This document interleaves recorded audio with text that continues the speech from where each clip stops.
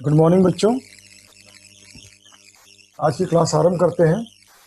जैसे कि मैं बात कर रहा था कि आज हम लोग जो है जीनर डायोड के बारे में डिस्कशन करने वाले हैं। और आपको याद होगा कि जीनर डायोड से संबंधित जीनर ब्रेकडाउन के बारे में हमने ऑलरेडी डिस्कशन कर चुके हैं कि जीनर ब्रेकडाउन में जो है के लिए जो specially design P injection diode इस्तेमाल किया जाता है वो हैविली डोप्ड होता है। हैविली डोप्ड होने के कारण जो उसका डिप्लीशन रीजन होता है वो काफी थिन होता है। और थिन डिप्लीशन रीजन का फायदा ये होता है, आपको एक याद होगा कि फार्मूला भी हमने डिस्कस किया था लास्ट लेक्चर में, कि थिन अगर होगा डिप्लीशन रीजन तो उतना ही वोल्टेज लगाकर, जो आमतौर पे आप इंजेक्शन डायोड में वोल्टेज लगाते हैं उतना ही वोल्टेज लगाकर थिन डिप्लीशन रीजन होने के कारण डिप्लीशन रीजन के भीतर एक हाई इलेक्ट्रिक फील्ड प्रोड्यूस की जा सकती है। और ये जो इंटेंसिफाइड इलेक्ट्रिक फील्ड है that will cause a force which extract the valence electron from the valence cell।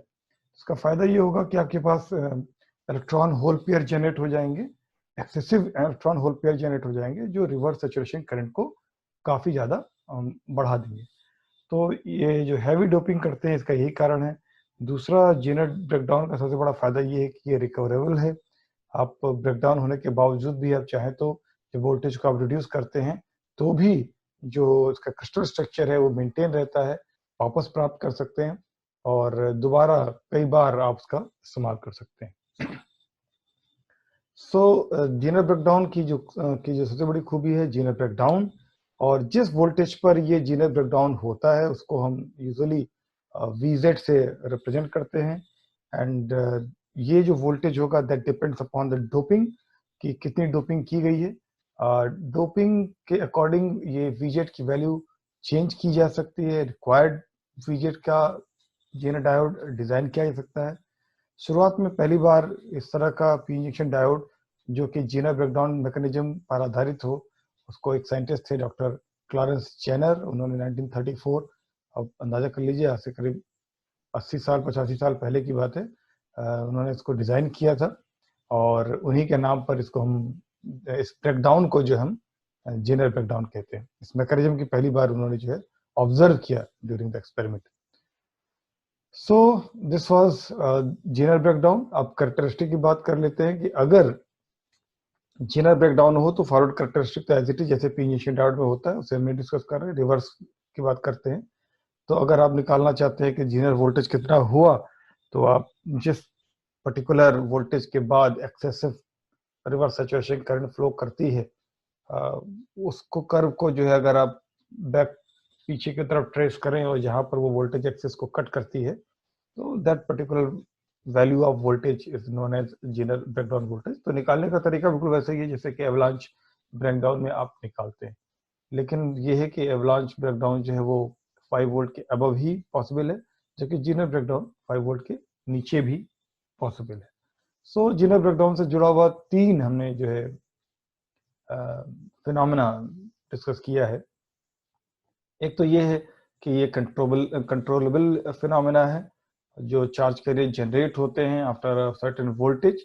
अगर आप वोल्टेज को रिड्यूस कर दें तो करंट की वैल्यू फिर से रिड्यूस हो जाती है और क्रिस्टल स्ट्रक्चर परमानेंटली डैमेज नहीं होता। दूसरी बड़ी बात यह है कि ये ब्रेकडाउन 5 वोल्ट के नीचे 5 वोल्ट के नीचे भी अचीव किया जा सकता है, जबकि एवलांच ब्रेकडाउन आप जानते हैं 5 वोल्ट से अबव ही अचीव होता है। ओके। और तीसरी एक बहुत ही महत्वपूर्ण बात है जो इसको एवलांच ब्रेकडाउन से अलग करती है, वो ये है कि इसमें जो ब्रेकडाउन वोल्टेज है, जीनर ब्रेकडाउन वोल्टेज है वीजेड, वो नेगेटिव टेम्परेचर कोफिशिएंट होता है, जबकि आपको याद होगा वहां पे उन्होंने बात की थी कि पॉजिटिव टेम्परेचर कोफिशिएंट होता है। इसका मतलब ये हुआ कि जैसे जैसे टेम्परेचर बढ़ेगा ये जो जीनर ब्रेकडाउन वोल्टेज है वीजेड ये रिड्यूस होगा। तो ये 3 बातें ऐसी हैं जो कि जीनर ब्रेकडाउन को एवलांच ब्रेकडाउन से अलग करती है। सो इस तरीके से हम लोगों ने एवलांच ब्रेकडाउन और जीनर ब्रेकडाउन दोनों पढ़ ही लिया है। अब इसका हम एप्लीकेशन डिस्कस करेंगे एज ए जीनर डायोड। और उसके पहले एक बार हम कंपैरिजन कर लेते हैं कर्व की। Forward characteristic just like A P injection diode, और ये रिवर्स कैरेक्टरिस्टिक ये बता रहा है कि अगर लो वोल्टेज पे होगा तो जीनर ब्रेकडाउन वोल्टेज होगा और अगर हायर वोल्टेज पे होगा तो वो फिर एवलांच ब्रेकडाउन होगा। सो ये बात जो कही जा रही है क्या हमेशा ये ट्रू होती है? क्या 5 वोल्ट के ऊपर जितने भी ब्रेकडाउन होते हैं वो सब के सब एवलांच ब्रेकडाउन ही होते हैं और अनरिकवरेबल ही होते हैं? ये अब हम इसके एप्लीकेशन यानी कि जेनर डायोड को जो पढ़ेंगे तब हम डिस्कस करेंगे। Okay, so now the next diode which we are going to discuss, which is a special purpose diode, है ना। पी इंजेक्शन डायोड तो एक आपका एक आइडियल डायोड हो ही गया, उसके बाद उसमें जो आप चेंजेस करके आप नए नए तरह के डायोड बनाते हैं, उसमें से सबसे ऊपर है जेनर डायोड। तो जैसा कि नाम से जाहिर है कि ये एक स्पेशल पर्पस डायोड है जो सिर्फ रिवर्स बायस में जेनर ब्रेकडाउन रीजन में काम करने के लिए ही डिजाइन किया जाता है। इसकी खूबी, क्योंकि अगर आप जेनर ब्रेकडाउन अचीव करना चाहते हैं तो इसकी खूबी क्या होनी चाहिए? It should be heavily doped, और अगर ये हैवीली डोप्ड होगा तो इसका जो डिप्लीशन रीजन होगा वो काफी थिन होगा। थिन डिप्लीशन रीजन होने के कारण सेम वोल्टेज अप्लाई करते हैं आप पी इंजेक्शन में या इस तरह के जेनर डायोड में, तो थिन होने के कारण इसमें ज्यादा जो है इलेक्ट्रिक फील्ड अप्लाइड होगा to the valence electron in the present in the valence cell in the depletion region. तो उसकी वजह से काफी करंट फ्लो करता है। नॉर्मल पी इंजेक्शन डायोड के कंपैरिजन में रिवर्स बायस में काफी करंट फ्लो करेगा। फॉरवर्ड बायस में तो जेनर डायोड आमतौर पे इसका जो बिहेवियर होता है, मैं मैग्नीट्यूड की बात नहीं कर रहा, कि इसका जो बिहेवियर होता है वो बिल्कुल वैसे ही होता है जैसा कि पी इंजेक्शन डायोड का होता है। इसलिए जब आप लैब में भी आएंगे तो आपसे शायद कहा जाए कि फॉरवर्ड कैरेक्टरिस्टिक ड्रॉ करने की जरूरत नहीं, आप रिवर्स कैरेक्टरिस्टिक ड्रॉ करिए, क्योंकि वहीं पर आपको डिफरेंस नजर आएगा। ठीक है, लेकिन बिल्कुल ये बात एकदम 100% ट्रू भी नहीं है, थोड़ा डिफरेंस होता है, हम आगे डिस्कस करेंगे। लेकिन अगर आप रिवर्स बायस करते हैं तो रिवर्स वोल्टेज के बाद, यानी जो जेनर का जो ब्रेकडाउन वोल्टेज है उसके बाद excessive current, electric current flow करता है, जबकि पी इंजेक्शन डायोड में आप जानते हैं कि रिवर्स बायसिंग में बहुत ही nominal current due to the minority charge carrier flow करता है। तो जेनर डायोड इस मामले में अलग है।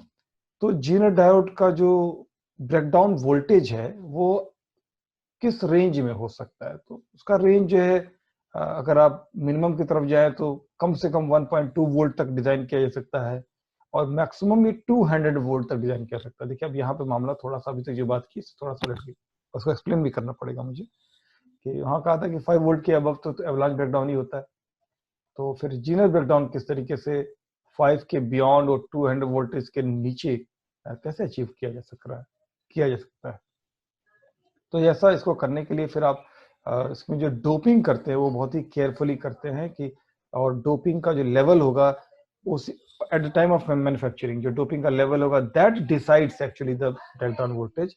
डोपिंग जैसे जैसे आप आपको पता है बढ़ा देंगे उतना ही ज्यादा उसका वो थिन होता जाएगा, एंड देन रिवर्स वोल्टेज जो है reverse breakdown voltage zener voltage VZ वैसे वैसे इंक्रीज करता जाएगा। ठीक है, सो आगे बात करते हैं। एक मिनट में नेक्स्ट स्लाइड चेंज कर लूं।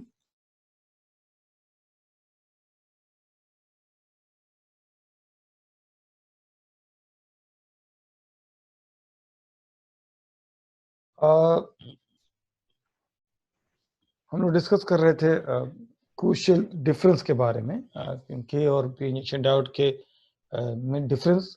तो जैसा कि अभी थोड़ी देर पहले भी हमने बात की थी कि अगर आप रिवर्स वोल्टेज को हटा भी दें तो जेनर डायोड में क्या होता है कि जो डिप्लीशन रीजन होता है वो अपनी ओरिजिनल पोजीशन को रिगेन कर लेता है। वो उसका क्रिस्टल स्ट्रक्चर डिस्ट्रॉय नहीं होता, तो अपनी ओरिजिनल पोजीशन को रिगेन कर लेता है। लेकिन ऐसा पी इंजेक्शन डायोड में नहीं होता। जो रेगुलर पी इंजेक्शन डायोड होता है उसमें अगर आपने उसके ब्रेकडाउन वोल्टेज के अबव चले गए और फिर आपने कम भी कर लिया तो भी P injection diode permanently damage हो जाता है। और जैसा कि आपको याद होगा, आपने पहले बताया था कि जेनर ब्रेकडाउन जो है उसको सबसे पहली बार जो है जिसने ऑब्जर्व किया था दैट वाज द क्लॉरेंस जेनर। उनका पूरा नाम था क्लॉरेंस मेल्विन जेनर। तो ऑब्वियसली उनके नाम पर ही ये जो एप्लीकेशन के तौर पे ये जो पी इंजेक्शन डायोड बनाया गया, ये उनके नाम पे ही बनाया गया और उसको कहा गया जेनर डायोड। और ये जो इफेक्ट होता है, यानी कि इफेक्ट का मतलब कि after certain voltage excessive current and below that voltage very little current, इस इफेक्ट को कहते हैं जेनर इफेक्ट। ठीक है, फॉरवर्ड बायस में अगर आप इसको कलेक्ट करते हैं तो that acts like a normal diode, मैंने बात कर ली थी। लेकिन फिर भी एक डिफरेंस है, वो डिफरेंस इस बात का है कि चूंकि हाई डोपिंग करते हैं, डोपिंग तो हाई है ही, तो जो फॉरवर्ड करंट होती है, अगर नॉर्मल पी इंजेक्शन डायोड में कंपेयर करूं, जो फॉरवर्ड करंट होती है वो ज्यादा होती है। ऑल्दो नेचर वही एक्सपोनेंशियल जैसा ही होता है जो आपका डायोड इक्वेशन को फॉलो करता है, लेकिन करंट की वैल्यू बढ़ जाती है just because of high doping, ठीक है। और रिवर्स बायस करते हैं तो जैसा कि मैंने बताया भी कि आफ्टर शुरुआत में तो बिल्कुल below the zener voltage current बहुत ही नॉमिनल, बिल्कुल जो एक्स एक्सिस को टच करता हुआ कर जाता है, लेकिन after certain voltage excessive current को, है ना। और ये जो ब्रेकडाउन होता है बड़ा शार्प होता है, तो इस वजह से जीनर ब्रेकडाउन और एवलांच ब्रेकडाउन में ये भी बड़ा डिफरेंस है कि ये बड़ा शार्प होता है, और आफ्टर सर्टेन वोल्टेज बिल्कुल कर्व एकदम स्ट्रेट हो जाता है, जबकि एवलांच में हल्का स्लोप होता है और इसका कर्व एकदम स्ट्रेट हो जाता है। तो that certain voltage from which that occurs is known as zener voltage reset, और इसको नी वोल्टेज भी कहते हैं। मतलब नी वोल्टेज को फॉरवर्ड बायस में ये शब्द इस्तेमाल करते हैं, ज्यादा पॉपुलर फॉरवर्ड बायस में है, लेकिन ये भी एक तरह का नी वोल्टेज ही है, पर आप जीना वोल्टेज ये कहिए वो ज्यादा पॉपुलर है। जीना डायोड का जो मेनली जो इस्तेमाल है वो इलेक्ट्रॉनिक सर्किट्स को प्रोटेक्ट करने के लिए काम आता है कि अगर मान लीजिए एक्सेसिव वोल्टेज फ्लो कर गया किसी इलेक्ट्रॉनिक सर्किट से, तो वो सर्किट बेकार हो जाएगी। सो उसको रेगुलेटेड वोल्टेज ही मिले, इस प्रबंध के लिए जीनर डायोड का इस्तेमाल करते हैं। तो अल्टीमेटली इसका इस्तेमाल इलेक्ट्रॉनिक सर्किट को प्रोटेक्ट करने के लिए ही किया जाता है। दिस इज द, ऊपर आप देख रहे होंगे एक फिगर बनी हुई है, एक नीचे बनी हुई है। ऊपर तो एक्चुअल जीनर डायोड आप देख रहे होंगे, काफी लस्टर है, काफी चमक है इसमें, आप देखते होंगे बिल्कुल ऐसा लगता है, देखिएगा हाथ में लेकर लगेगा जैसे ग्लास का बना हुआ है, तो ये ग्लास का नहीं है, सिल्का ही। आप जानते हैं कि ग्लास भी तो सिल्का का ही बाई प्रोडक्ट है, तो ये इसमें काफी चमक होती है। पीछे का हिस्सा जो होता है ब्राउनिश, रेडिश ब्राउनिश जैसा कलर का होता है, और आगे ब्लैक कलर की एक स्ट्रिप जैसी दिखती है, ठीक है। तो ये पी इंजेक्शन डायोड तो टोटल आपको पहले मैं भी दिखा चुका हूँ, पी इंजेक्शन डायोड तो पूरा ब्लैक होता है और एक व्हाइट स्ट्रिप होती है, लेकिन जीनर डायोड बिल्कुल कांच के जैसा दिखता है और आगे काली सी पट्टी होती है यहाँ पर, ठीक है। और ये इसका सिंबल है, तो सिंबल देखने में मोर और less just like A P injection diode, but इसका ये जो बार है ना, ये जो बार जिसको हम एन टर्मिनल कहते हैं, कैथोड टर्मिनल कहते हैं, ये जो है जेड के शेप में होता है। ऑल्दो आपको यहाँ पे जेड उल्टा लग रहा होगा, इसी को जो पलट दीजिए, इसी सिंबल को पलट दीजिए तो आपको जेड सीधा लगने लगेगा, है ना। तो ये जेड के सिंबल में होता है just to signify that it is a zener diode. तो एक डायोड से दूसरे, सभी डायोड हैं तो सिंबल मोर और लेस एक ही जैसे होते हैं। सो उसका पी सेक्शन में तो परिवर्तन नहीं करते हैं, जो इसका जो यानी कि इसका जो एनोड है उसमें परिवर्तन नहीं करते, जो कैथोड है जो अभी तक बार के रूप में ले रहे थे उसको भी थोड़ा बहुत चेंज करके सिंबल में चेंज किया जाता है। So this is symbolic representation of the Zener diode. अब बात करते हैं कैरेक्टरिस्टिक की। जैसे मैंने अभी थोड़ी देर पहले ही कहा था कि फॉरवर्ड तो ऑलमोस्ट सेम ही होता है, और लोग करंट एक्सेसिव फ्लो करती है, पर रिवर्स में after certain voltage excessive reverse saturation current flow करता है, and it is very sharp. तो वेरी शार्प को दिखाने के लिए यहाँ पर जीनर डायोड की कैरेक्टरिस्टिक ड्रॉ की गई है। आपको प्रैक्टिकल में भी इस कैरेक्टरिस्टिक को अचीव करना होगा, एक्सपेरिमेंट के दौरान आपको करना होगा, रिवर्स का पोर्शन जरूर करना होगा, फॉरवर्ड एक बार ना भी करना तो चलेगा। और आप वहां देखेंगे कि जो कर्व है बिल्कुल वाई एक्सिस के ऑलमोस्ट पैरेलल हो जाती है। ये जीनर कैरेक्टरिस्टिक की खूबी। एवलांच ब्रेकडाउन होगा तो ऐसा नहीं होगा, ठीक है। लेकिन जीनर ब्रेकडाउन अगर है तो इसका मतलब है कि ये जो कर्व है ये बिल्कुल वाई एक्सिस के पैरेलल हो जाएगा, और जिस पर्टिकुलर वोल्टेज के बाद ऐसा होता है that is the zener voltage, है ना। और जिस पॉइंट पे होता है उस पॉइंट को हम बोलते हैं जीनर नी, तो नी वोल्टेज भी कई बार इसको कहते हैं, ठीक है। और अगर आप जीनर डायोड को इस्तेमाल करना चाहते हैं एज ए वोल्टेज रेगुलेटर इस्तेमाल करना चाहते हैं, तो आपको इस रीजन में ही, यानी कि करंट के इस रीजन में ही ऑपरेट करना पड़ेगा, जिसको हम कहते हैं नॉर्मल ऑपरेटिंग रीजन। ये जो करंट मींस आईजेड की बात हो रही है, रिवर्स करंट की बात हो रही है, तो इस रिवर्स करंट के ही रेंज में आपको ऑपरेट अगर आप करेंगे, तब वो उसके अक्रॉस जो वोल्टेज होगा वो जीरो वोल्टेज के बराबर होगा, और उसको बोलते हैं नॉर्मल ऑपरेटिंग रेंज, ठीक है। इसको हम थोड़ा और डिटेल में डिस्कस करेंगे कि नॉर्मल ऑपरेटिंग रेंज का मतलब आगे क्या होगा। फिलहाल यहाँ फिगर से समझ लीजिए। अब हम बात करते हैं इस कैरेक्टरिस्टिक को डिस्कस कर लेते हैं। सबसे पहले forward characteristic, then reverse characteristic. तो फॉरवर्ड कैरेक्टरिस्टिक में क्या कहना है, जैसा मैं बता भी चुका हूँ, फॉरवर्ड बायस रीजन में तो ये बिल्कुल नॉर्मल इंजेक्शन डायोड की तरह काम करता है। और ये बात अलग है कि जो इसके अंदर जो करंट फ्लो करता है वो काफी हाई होता है, because of the higher doping concentration. So मैं इसको और रिपीट नहीं करना चाहता। रिवर्स की भी बात हो चुकी है। फॉरवर्ड बायस में आप जो कर्व ड्रा करते हैं वो फर्स्ट क्वाड्रेंट ड्रा करते हैं, तो रिवर्स में जो आप कर्व ड्रा करते हैं वो थर्ड क्वाड्रेंट में ड्रा करते हैं। इसमें जो वोल्टेज अप्लाई किया जाता है वो रिवर्स वोल्टेज, रिवर्स सेंस में वोल्टेज अप्लाई किया जाता है। और below the zener breakdown voltage बहुत ही थोड़े अमाउंट में करंट फ्लो करता है, और आफ्टर दैट काफी सिग्निफिकेंट अमाउंट में करंट फ्लो करता है, and that is because of Zener breakdown. ठीक है, सो काफी बातें एक तरीके से रिपीट ही हो रही हैं, लेकिन चूंकि अलग अलग आर्टिकल्स हैं, zener breakdown, zener diode and then its characteristic, और आपके एक्सपेरिमेंट में भी है, उसको बहुत डिटेल में हर एक चीज को जा रहा हूं। अब हम बात करते हैं कि जीनर डायोड आखिर पढ़ा क्यों जा रहा है, मतलब आखिर इसकी इंपॉर्टेंस इतनी क्यों है। आपको एक्सपेरिमेंट में कहा जा रहा है कि आपको 2-2, 3-3 बार इसको एक्सपेरिमेंट अलग अलग में आपको करेंगे। आप जीनर डायोड की कैरेक्टरिस्टिक का एक्सपेरिमेंट करेंगे, फिर आप उसका रेगुलेशन का करेंगे, फिर आप एक कॉमन पावर सप्लाई में भी जीनर डायोड को इस्तेमाल करेंगे। तो इतना इंपॉर्टेंस जीनर डायोड को क्यों दी जा रही है। ठीक, अब यहां से मैं वो हिस्सा आपको डिस्कस करूंगा। एक्चुअली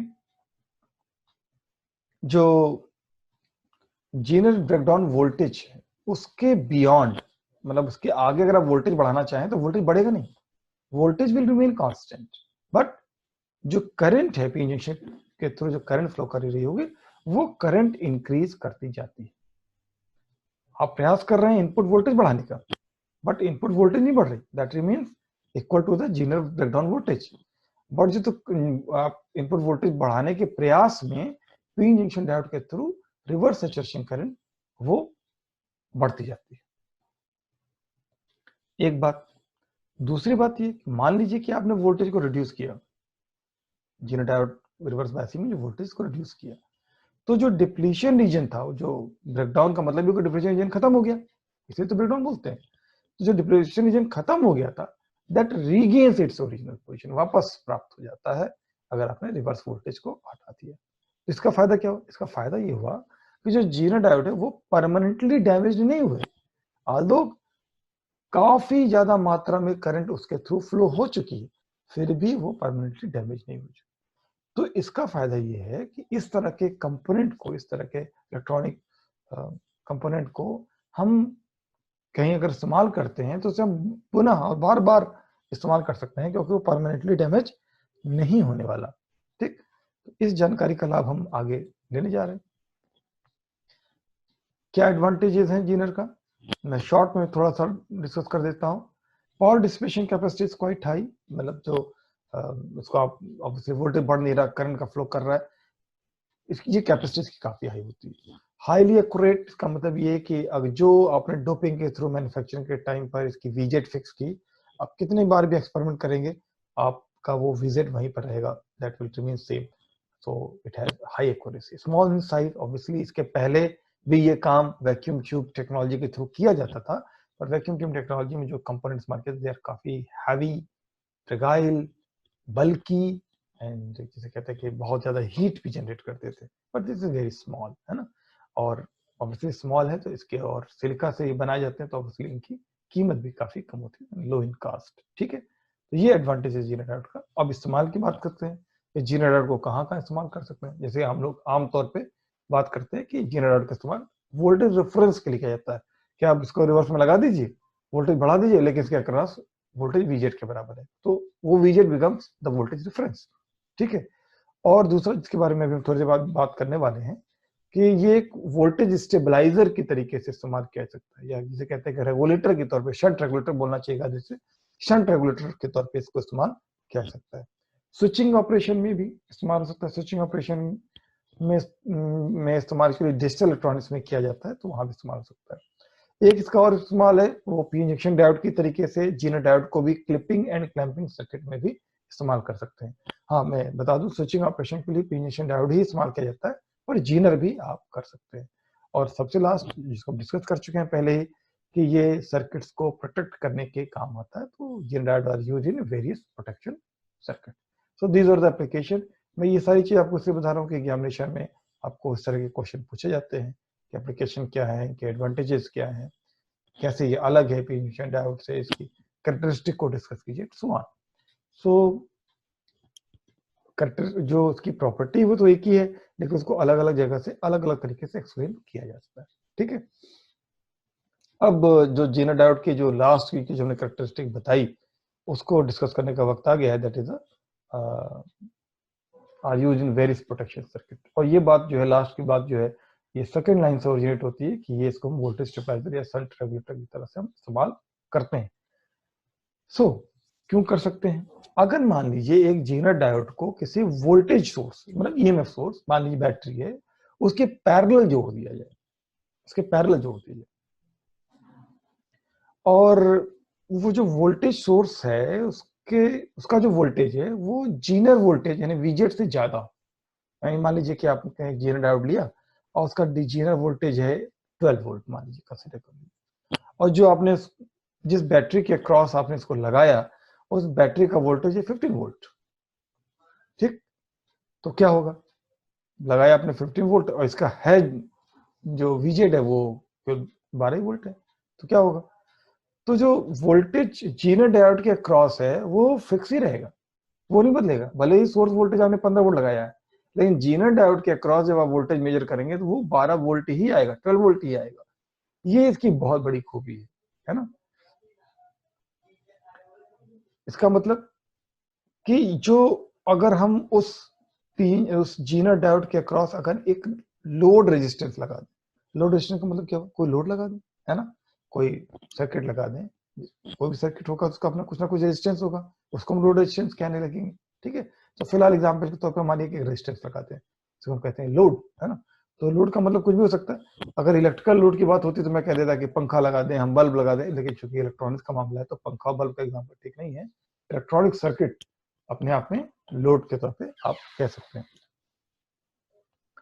तो उस लोड के अक्रॉस जो वोल्टेज होगा वो तो जीनर वोल्टेज के बराबर ही होगा। हाँ, अब जो सोर्स वोल्टेज चूंकि ज्यादा है तो इस वजह से करंट का जो फ्लो होगा वो तो बदल जाएगा, ज्यादा कम हो सकता है, लेकिन zener voltage that will remain, जो जीनर वोल्टेज की वजह से लोड के अक्रॉस जो वोल्टेज होगा that will remain equal to the zener voltage.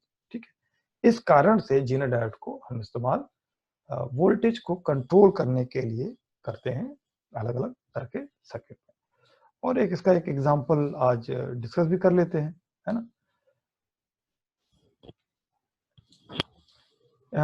मान लीजिए कि आपने कोई एक जीनर डायोड लिया है ना, और उसका कुछ एक आपके पर्पज के हिसाब से जिस जगह पे इस्तेमाल करना चाहते हैं, मान लीजिए आप एक सर्किट बनाना चाहते हैं, मोबाइल के चार्जिंग के लिए एक सर्किट आप बनाना चाहते हैं, ठीक है, तो उसके हिसाब से आपने जो ब्रेकडाउन वोल्टेज आपने उसका जो है चूज कर लिया कि उसका उतना ही वोल्टेज उसका वीजेट का हो। जैसे मान लीजिए आपका एक मोबाइल चार्जर है, आपको मोबाइल चार्ज करने के लिए 6 वोल्ट की आवश्यकता है, ठीक है, तो आपने जो जीनर डायोड सेलेक्ट किया उसका वीजेट क्या होना चाहिए, that should also be 6 volt.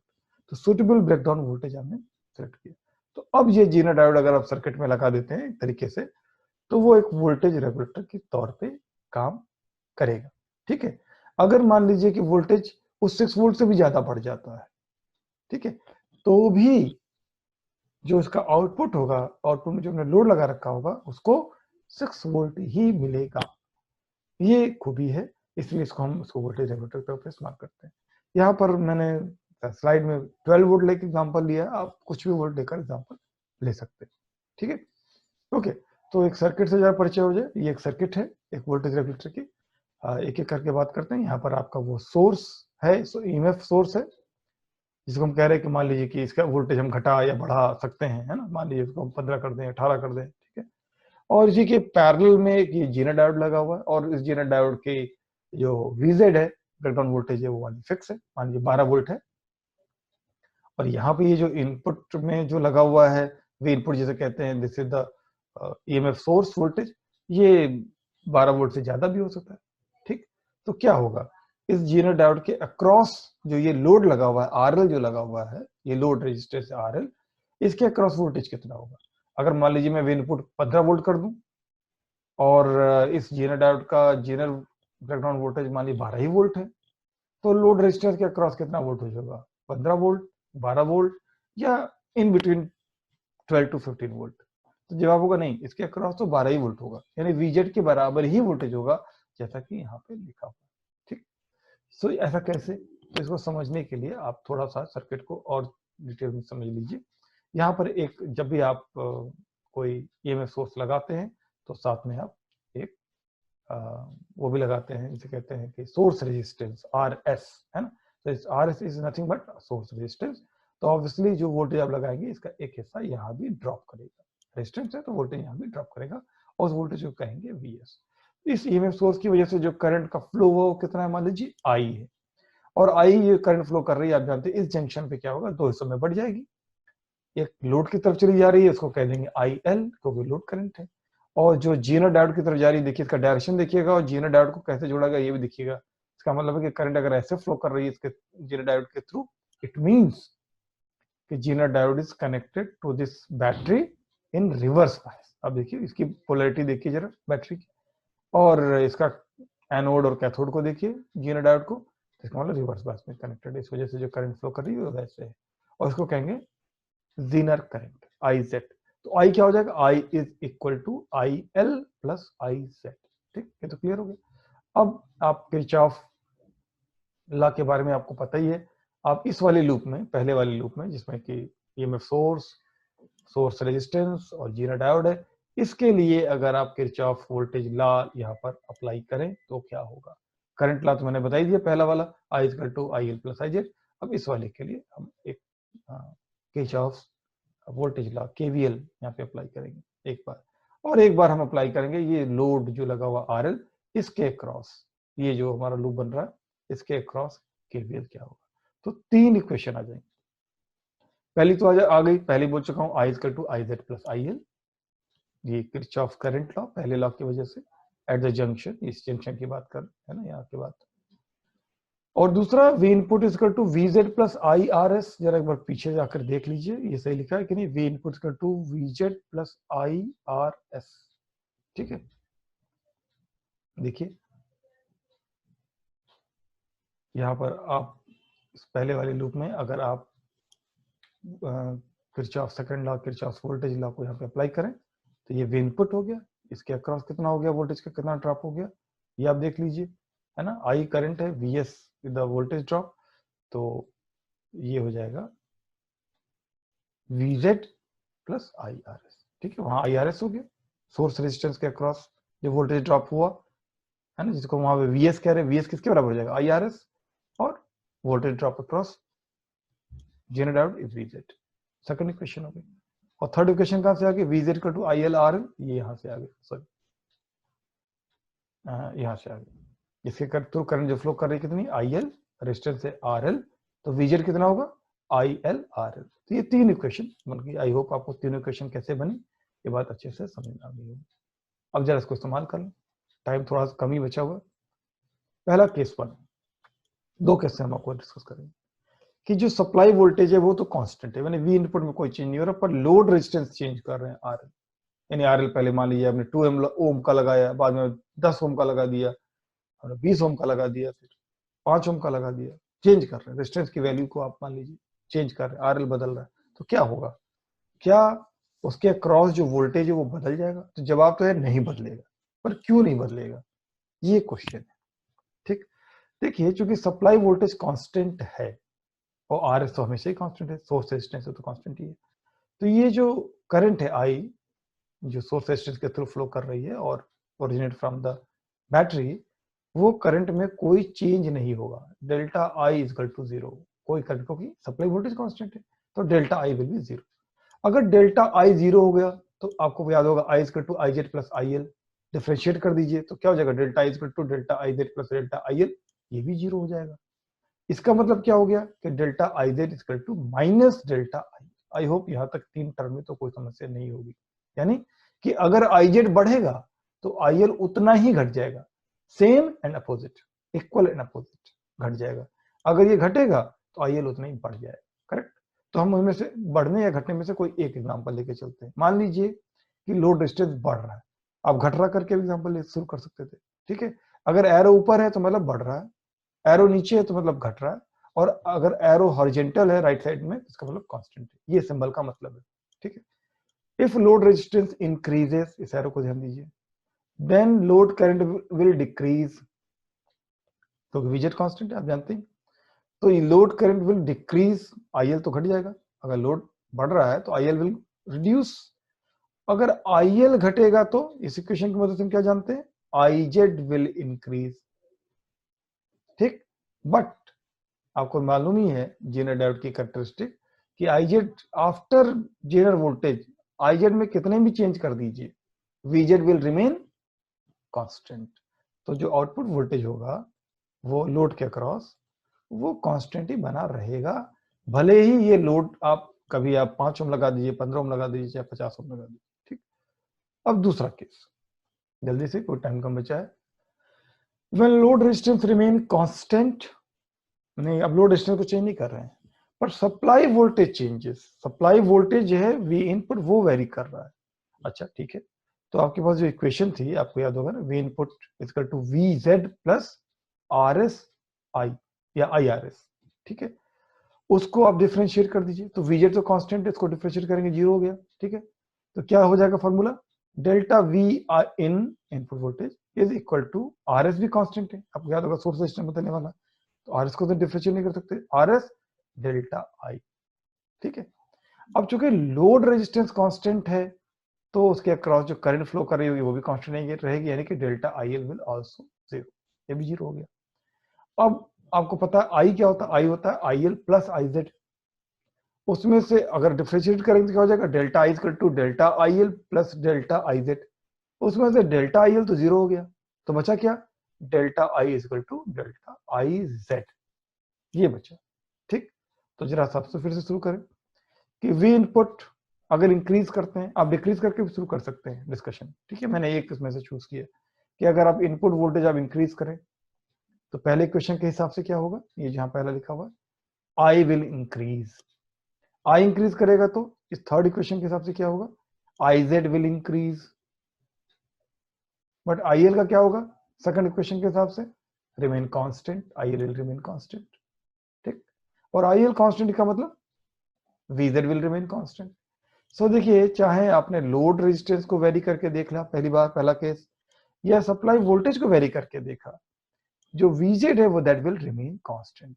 So this is the way by which Zener diode voltage को रेगुलेट कर पाता है, चाहे आप उसके अक्रॉस जो है लोड को चेंज करें या इनपुट वोल्टेज को चेंज करें। So that's all for today. आज जीनर डायोड का डिस्कशन में मुझे इतना ही आज आपको बताना था। नेक्स्ट लेक्चर में मैं आपको टनल डायोड डिस्कस करूंगा, इंपॉर्टेंट आर्टिकल थ्योरी के लिहाज से, ऑल्दो एक्सपेरिमेंट आपके लैब में नहीं है क्योंकि अब टनल डायोड मिलता ही नहीं है कि मैं आपको एक्सपेरिमेंट करा सकूं, और पहले हमारे पास होता था, लेकिन जब से टनल डायोड खराब हो गया तब से टनल डायोड अब मार्केट में अवेलेबल ही नहीं, otherwise that is very nice experiment.